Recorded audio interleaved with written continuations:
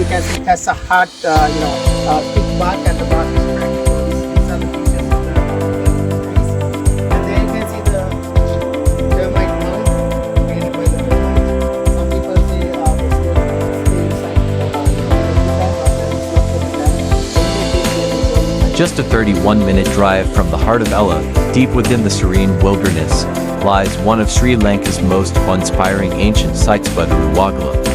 The journey itself is a breathtaking experience, leading you through misty hills and peaceful countryside. Standing before us are the magnificent Buduruwagala rock carvings, an archaeological treasure believed to date back to the 7th-9th centuries AD. These Mahayana Buddhist sculptures are carved directly into the rock, carrying centuries of untold storyline. The centerpiece is this towering 51-foot-tall Buddha statue, radiating a sense of peace and wisdom. The gentle curve of the robe and the serene expression reflect the artistic mastery of ancient Sri Lankan craftsmen. To the right of the Buddha stand three remarkable figures.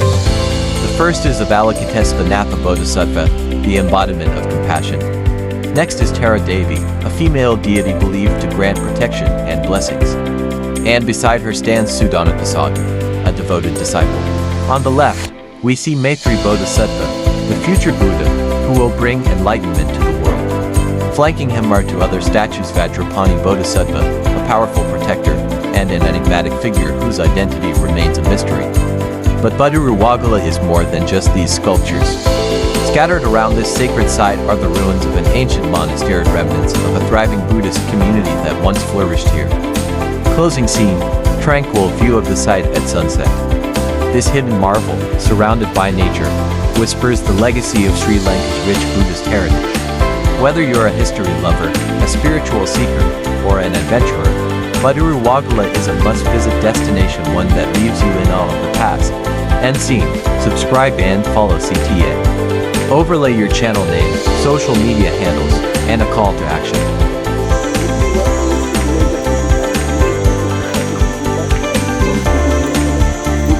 Budu means the statue of the Buddha and Gala means the robe. So Buduruwagala means the village of the Buddha, the statue of the Buddha carved on the rock. Village and the lake recognized by the same name called Buduruwagala. And here you can see no excavations being done by the archaeological experts. Nothing has been found to prove the exactly. So it is the belief of the archaeological experts. And according to the belief of the archaeological experts, they believe these images was shaped from the 7th or 9th century.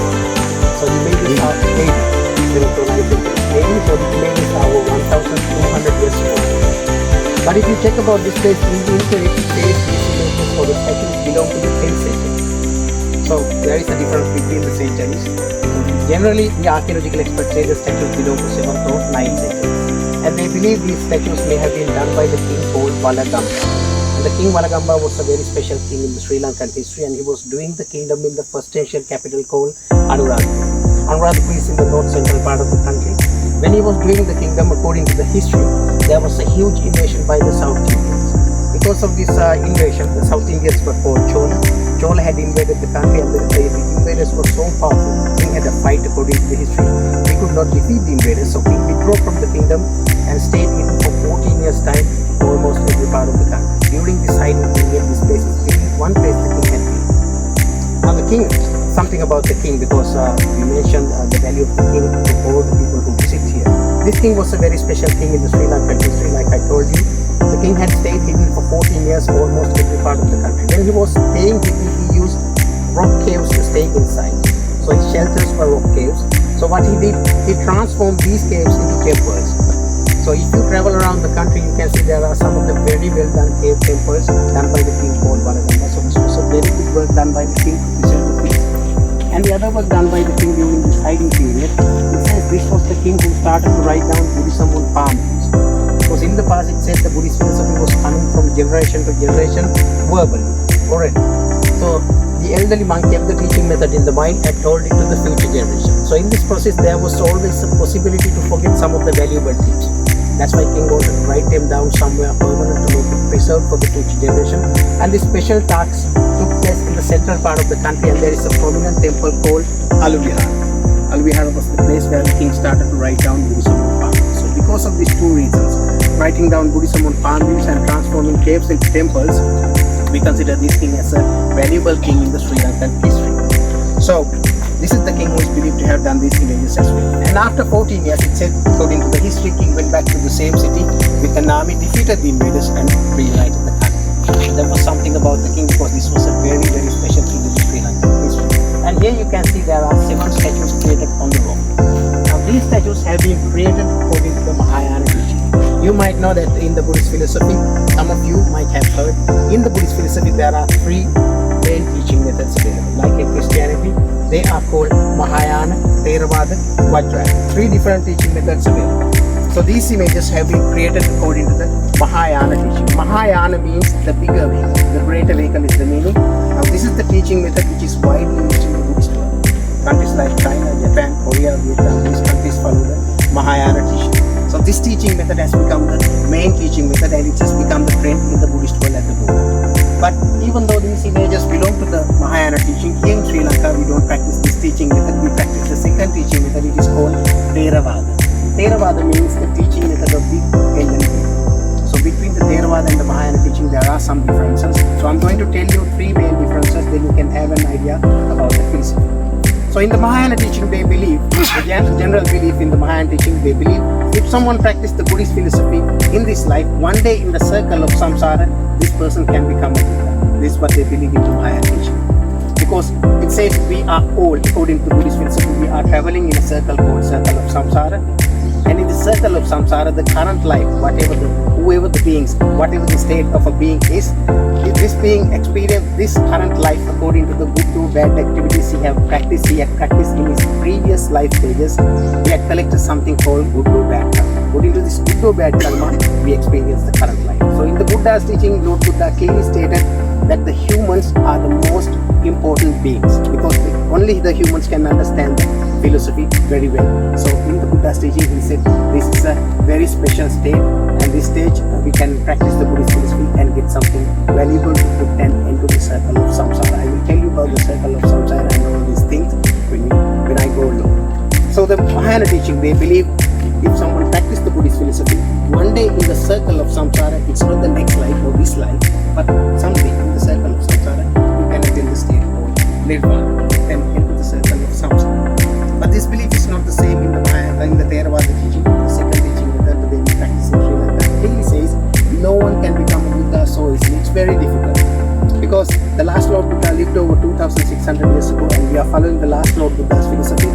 Now he had passed away over 2,600 years ago, and we are following his philosophy. So it's obvious that no one can become a Buddha so easily. If it was so possible to become a Buddha, right now we should have a Buddha. But at the moment we don't have a Buddha. So the Theravada teaching clearly says if there is a person who is willing to become the Buddha, this person should have been blessed and permitted by a previous Lord Buddha, and the person after sacrifice to collect something called karma. So the last Lord Buddha, Gautama, was doing the same thing. He had been blessed by the 4th Lord Buddha long time ago. After he had been blessed, he was traveling in the circle of samsara, spending different life stages.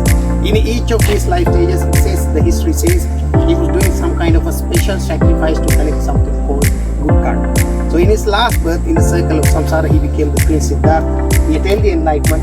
He became the Buddha. He lived 80 years of life. He passed away, and we are following his philosophy. So this is the philosophy we are following. So this is the main difference.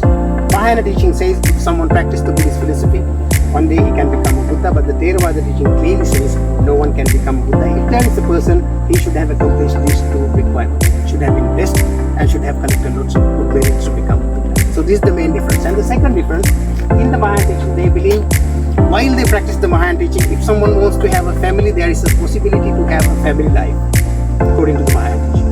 But the Theravada teaching clearly says once a person enters to the monkhood, this person should spend a single life without having a family. So having a family, it says there is a great burden on the shoulders. So when we have a family, we have attachment, responsibilities and cravings. These things keep a person affixed to the circle of samsara. So all the people who have a family life wouldn't have much time to think about himself. He has lots of responsibilities. So the time we have to think about ourselves is limited. So the persons who enter to the monkhood should spend a single life, and they live a very simple lifestyle. So all the monks who are living in Sri Lankan temples, they don't have a family life. They live a single life, and they are monks, and they are on the way to find the state called Nirvana. They don't want to do stylish things, and they have a bald head. They even shave their eyebrows, and they don't want to do stylish things. They live a very simple lifestyle, and their life should end like a monk. So they are on the way to find the state called Nirvana. So the second belief, it says in the Mayan teaching, if they want, they can have a family. But the Theravada teaching says one cannot have a family once a person enters to the monkhood. He should spend a single life, because they are on the way to find the state called Nirvana. So this is the second difference. And the third difference, you can see there are 6 smaller statues. These are the Bodhisattvas. Bodhisattva is a Sanskrit word. Bodhi means the awakening, and the Bodhisattva means the awakened souls. So these awakened souls are there to help suffering people to find the state called Nirvana. It says these awakened souls, according to Mahayana teaching, these awakened souls have been through the Buddhist philosophy, and they have attained a special state called Bodhihood. This Bodhihood is very close to the enlightenment. If they want, they can even become the Buddhas, but they would prefer to stay at the lower stage called Bodhihood to help suffering people to find the state called Nirvana. So these awakened souls are there to help suffering people to find the state called Nirvana. We are the suffering people. When I tell you we are suffering, you would not agree with me, because you would say this is the life, we have to travel, we have to enjoy, and all these things are there. But if you want to experience the real suffering, you have to go through the Buddhist philosophy. First you have to, surf through the Buddhist philosophy, then you can dig deep, then you can understand this is a kind of a suffering. So these awakened souls are there to help suffering people to find the state called Nirvana. But this is not the same in the Theravada teaching. Theravada teaching clearly says no one is there to take us to the state called Nirvana unless we don't try. If you want, you have to try your own. No one is there to take you to the state called Nirvana. The harder you practice the Buddhist philosophy, the sooner you get close to the state called Nirvana. It's an individual, effort. So because this is something to deal with the mind, so the mind is inside us. So when you practice the meditation through the Buddhist philosophy, you try to deal with the mind, so the mind is inside you, so obviously it's going to be an individual effort. So harder you practice, the sooner you get close to the state called Nirvana. So these are the 3 main differences according to the between the Theravada and the Mahayana teaching. When you compare these 2 teaching methods, you can see the Theravada teaching method is a little bit stricter than the Mahayana teaching. I believe this should have been one reason for more people try to practice the Mahayana teaching. Because in the Mahayana teaching they say anyone can become a Buddha. When someone says that anyone can become a Buddha, they would like to practice this teaching method, because everyone likes to become a Buddha, to become enlightened. And the second difference is anyone can have a family. While they practice the Mahayana teaching, they can have a family, and there are special beings to take us to the state called Nirvana. So the Mahayana teaching method is little bit seems relaxed to follow. But the Theravada teaching is little bit stricter. So these are the differences between the Theravada and the Mahayana teaching. Now these images belong to the Mahayana teaching. Mahayana means the greater vehicle, and this is the main teaching method practiced in the Buddhist world at the moment. And you can see there are 7 statues. Now let me describe you these images one by one.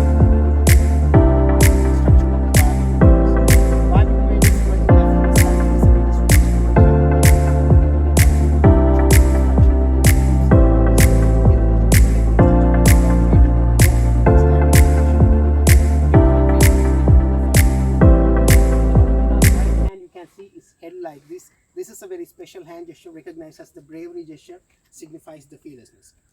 When the Lord Buddha was living in the world, he was using his hands in different styles when he was doing different activities like preaching, controlling some of the bad people, giving advices. He used to hold his hands in different directions. Now this hand gesture is called bravery gesture, signifies the fearlessness. It signifies the fearlessness, the bravery. And the remaining plaster to the left side of the statue of the Buddha, you can see there are some remaining plaster to the left side. This is the original plaster used over 1,200 years ago, according to the archaeological expert. As you can see, some of the statues have not been completed from the rock. They have been barely done from the rock. Up to some extent, they have created the image from the rock, and the completion have been done using a thick layer of plaster. At some point, this plaster is very, very thick.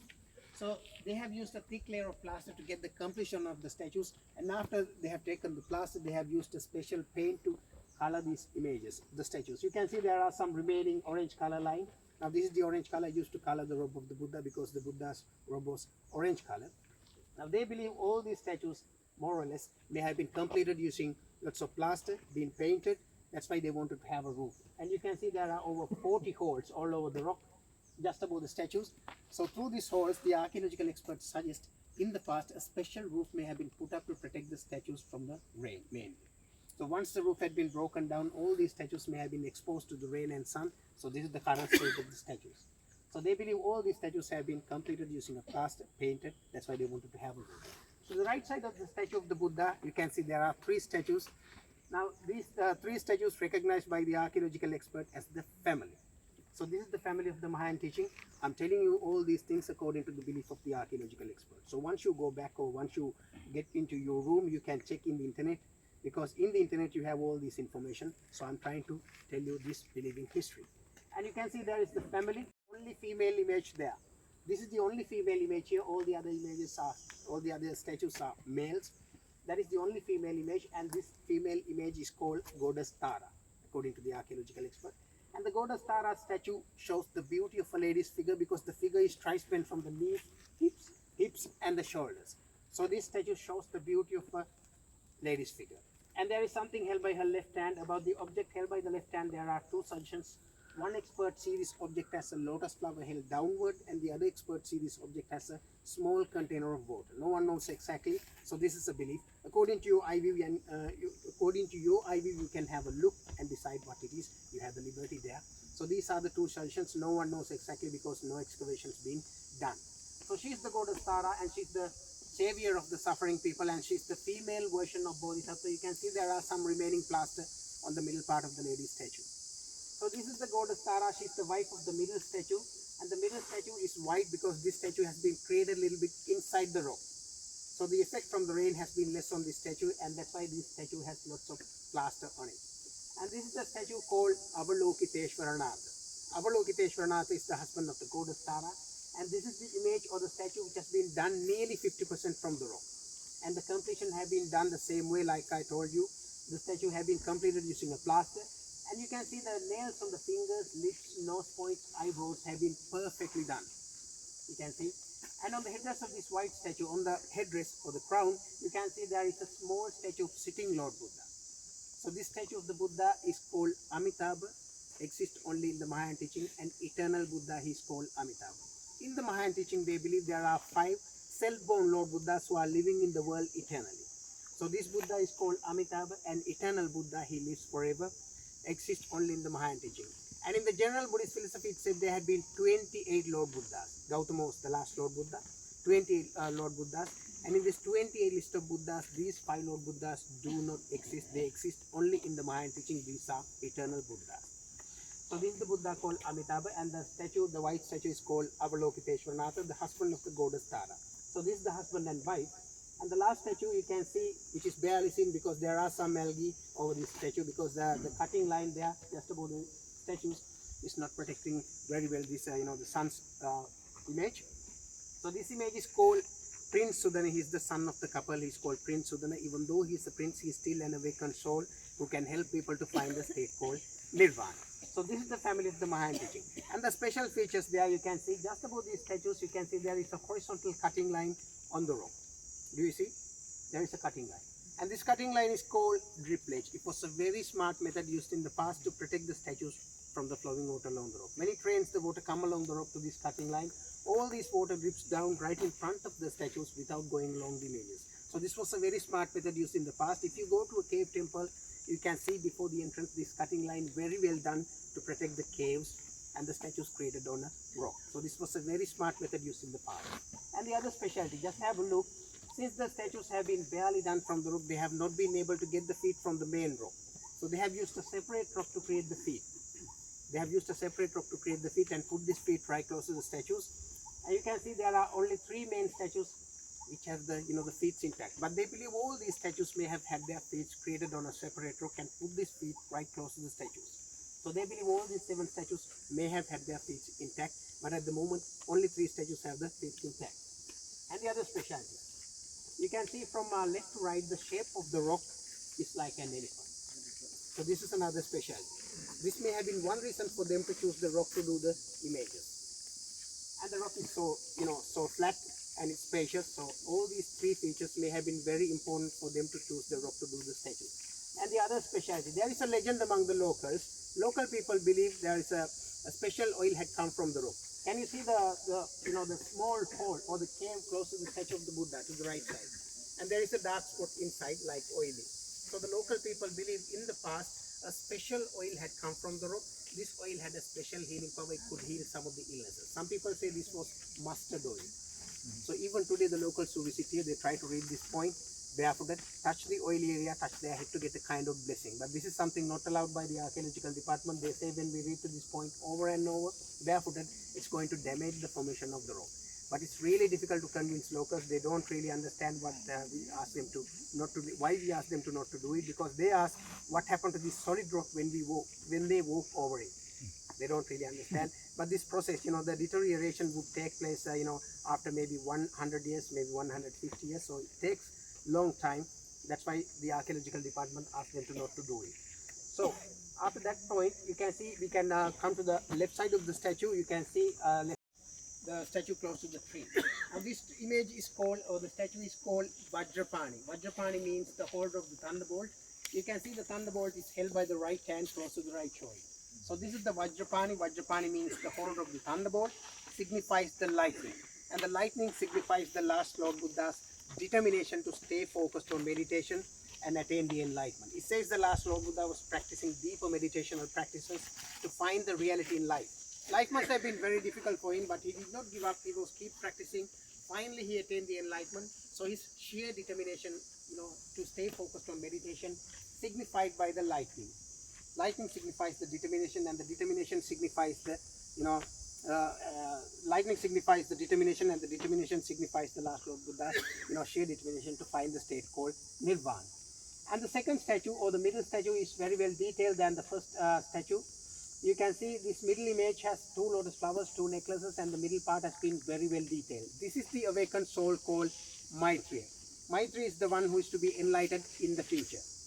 Because in the Buddha's teaching, he clearly stated that his philosophy would come to an end after 5,000 years. Now it's been 2,600 years already. So after another 2,400 years, the philosophy would come to an end. That's what he said. So in the future, we'll have to have another Lord Buddha with a new philosophy to direct people to the state called Nirvana. So this will be the next Lord Buddha to come to the world in the future. At the moment, it says in the Buddhist philosophy, this awakened soul called Maitreya is living in the heaven called Tusita. When the time comes, he would descend to the world to help suffering people to find the state called Nirvana. And the third statue, we can see the third statue, only the face have been completed. And this third statue is called Manjushri, signifies the compassion and the wisdom of the Buddha. As you can see, these 2 statues, the left and right side statues, have not been completed from the rope. So the completion have been done using a thick layer of plaster, painted. That's why they wanted to have a roof in the past. Now it says 7 to 9 centuries. And some say it's 10th century, so no one knows exactly. Whoever the person who was doing these statues and whatever the century, the most important thing is the philosophy. So even today we have the philosophy. So in the Buddha's teaching, he clearly stated that we are traveling in a circle of samsara. In this circle of samsara, the human life is a privilege. Only the humans can understand the philosophy. That's why Lord Buddha said in his teaching, we should practice more meditation today and try to put an end to the circle of samsara, because this human life is not forever, maximum 120 years. So in this 120 years, we should practice meditation when we are young and strong. But in Sri Lankan, Sri Lankan style, most Sri Lankans tend to practice meditation when they get the retirement. But in the Buddha's teaching, he said that we should practice meditation when we are young and strong. So we are kind of a little bit late. So if you can practice the meditation, I see that there is a trend among the foreigners, Europeans mainly. They tend to practice meditation because they have seen the value of the philosophy. So this is being a philosophy which is open for the whole world. So you can practice and get something valuable to put an end to the circle of samsara. In the Buddha's teaching, he clearly stated that we are traveling in a circle of samsara. Whatever the state we are in, we are suffering. As long as we are in the state called, we are in the circle of samsara. So he said we should try to put an end to it, because this is nothing but the suffering and the fear. But being the dominant creature, we are the dominant creature. So being the dominant creature, we have created this world to suit us. We have introduced law and order. We have the democracy around us. So since we have the democracy, when you travel from country to country, you don't feel fear. You don't feel any danger, because we are the dominant creature. But in the Buddha's teaching, he said that the circle of samsara is filled with fear, filled with suffering, because we should not forget that there are other beings in the wild. So these beings are living in danger and in fear, because in the wild they don't have the law and order, they don't have the what we call the democracy, So all these animals live in danger and in fear because there is only thing is the food chain. That's why Lord Buddha said in his teaching, he took the whole, beings into his circle of samsara. That's why he said the circle of samsara is filled with fear, filled with suffering. We are not sure to go to another human state. No one knows exactly. So it's according to our good or bad activities we enjoy the current life. So that's why Lord Buddha said this could be the one and only chance we can practice the philosophy. We don't know who we were in our last life and who we are going to be in our next life. So it's now or never. So here I am, sharing this information with you at the side, guys, as the side guide, because you are here to have an idea about the philosophy. I try my best to, make you informed about this philosophy because you are here after taking a ticket to have an idea about the philosophy. So if you are able to grab the Buddhist philosophy at one point, because this is a philosophy which is open for the whole world, like I told you, even though you belong to different religions, still you can practice the meditation and try to put an end to the circle of samsara. So I try my best to share this information with you like I told you. And I believe you can practice the meditation and try to put an end to the circle of samsara, because this is a life, we born to the world alone, we die alone. So in between these two ends, no one comes, to help you. It's you that you have to help yourself. So thank you very much for, having some time with me. And I believe you have an idea about the philosophy and practice the meditation. Meditation is a must. Yeah, thank you very much. Thank you.